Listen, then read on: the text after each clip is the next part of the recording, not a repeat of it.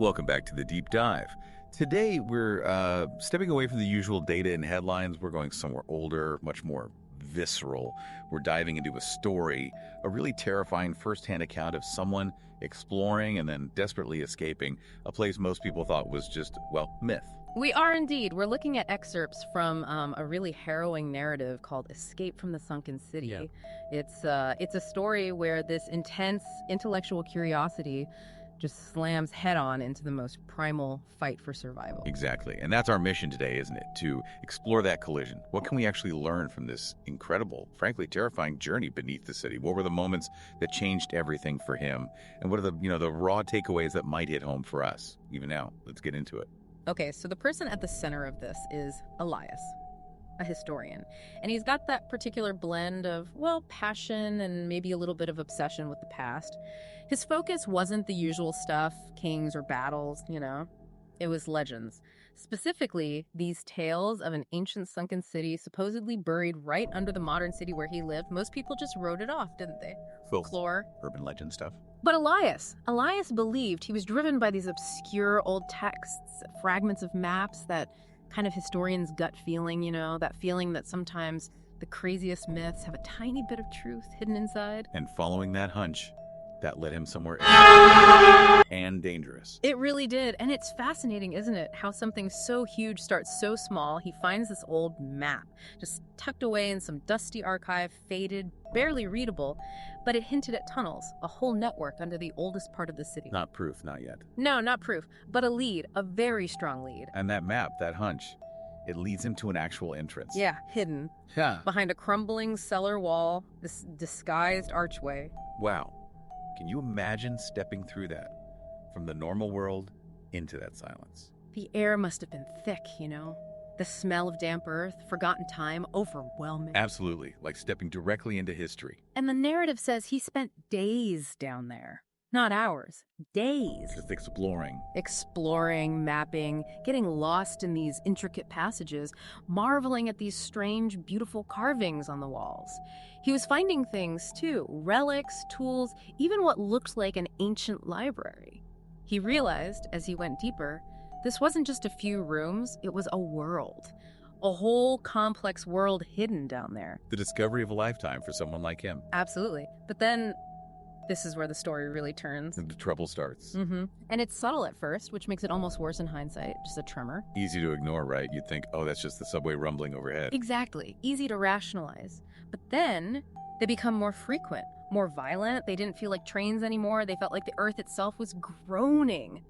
Angry. Sections of tunnels started collapsing, blocking paths he'd already mapped, paths he thought were safe, and that's when the realization hits him. Cold. Hard. The city wasn't just sunken, it was unstable. Fundamentally unsound. Maybe built over a fault line, maybe just the sheer weight of the modern city pressing down. The why didn't matter anymore, though. He was trapped. God, the psychological shift, that must have been brutal. All that excitement, the thrill of discovery. Yeah. Just gone. Replaced by cold, hard fear. Completely. And his supplies, they were for exploration, not long-term survival. They start running low. His phone, useless. No signal down there, obviously. That's not. He tried every passage he knew, retracing his steps, looking for any way out. But everywhere he turned, rubble. Dead ends. He describes running out of breathable air, water, hope itself. Just that crushing feeling of finality. And then, the critical moment. The narrative really paints a picture. Oh, it does. The worst collapse yet. A sound described as this deep, agonizing shriek of rock tearing apart, the whole chamber vibrating, dust raining down, thick, choking. He knew this was different. He knew. This wasn't just another tremor. This felt like the end. He looked up, the story says, and saw the ceiling cracking right above him. Oh, man. A jagged line racing across the stone, widening fast. He knew. Move now, or become part of the rubble. In that absolute moment of panic. Yeah. What does he do? In the dust, with his torchlight flickering, he sees it. Something impossible. A gap. Just a narrow space behind this huge, partially collapsed stone pillar. It looked way too small. Like no way a person could fit. Exactly. Utterly impossible. But what choice did he have? None. When you're facing certain death, impossible suddenly looks like the only option. He takes this deep, shaky breath, probably full of dust, and just goes for it. The description is intense. Pushing against the pillars, squeezing himself into that opening, rock scraping, tearing his clothes, his skin. Just pure physical effort. Pure effort, grunting, gasping, pushing with everything he had left. And then he slipped through. He made it. He made it. He lands in this completely different tunnel. Much smaller, barely tall enough to stand.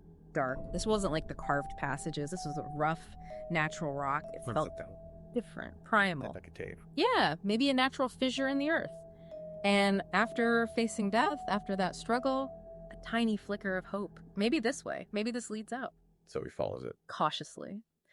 Hand against the rough wall, using this weak little emergency flashlight beam. The kind you forget you even had. Exactly, until you desperately need it. But he notices things. The air feels colder, fresher. He hears dripping water, signs of, well, maybe not civilization, but nature, the outside. Okay. So despite being exhausted, aching all over, he presses on. And then the tunnel opens up, not into another room, but this vast, vast cavernous space. So big, his flashlight beam just gets swallowed by the dark. Wow. He sweeps the light around, searching, and then he sees it. High above. Tiny speck. Shimmering. Light. Bright light. And it seemed to be getting brighter. Moonlight. Connection to the surface. Exactly. To life. He describes just this surge of adrenaline. He starts running, stumbling over loose rocks in the dark. Hope just flooding back with every step. The air is cooler, smells like damp earth, sure, but also fresh air. And then he hears it, faintly at first. What does he hear? Traffic, the murmur of traffic, a distant siren, sounds of the living world above. Oh my God. He must have nearly collapsed with relief. Almost. But there's one last bit. The passage narrows again, goes steeply upwards. The final climb. He's scrambling, clawing his way up the rock face, fingers finding little holds.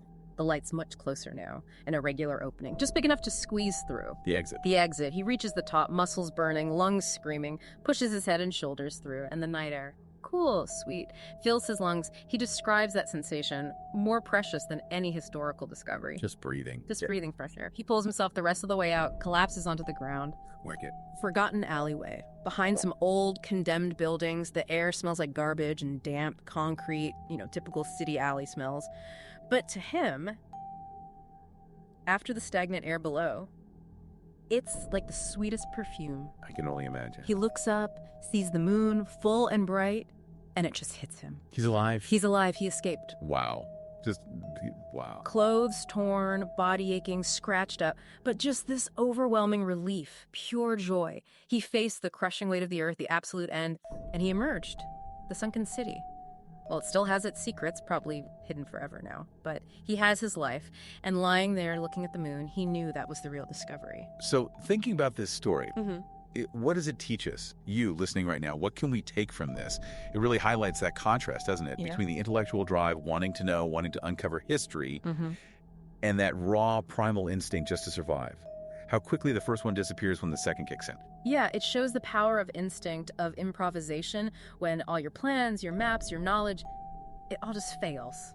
Suddenly, the impossible route becomes the only route. You just have to find it and trust it. And it's such a strong reminder, I think, that even in the absolute darkest situations, when everything seems blocked, the way out might not be what you expect. It might be that tiny gap you almost missed. Exactly, or a completely different kind of path. A natural fissure, not a man-made tunnel. You have to look beyond the obvious sometimes. And maybe the most profound thing. Yeah.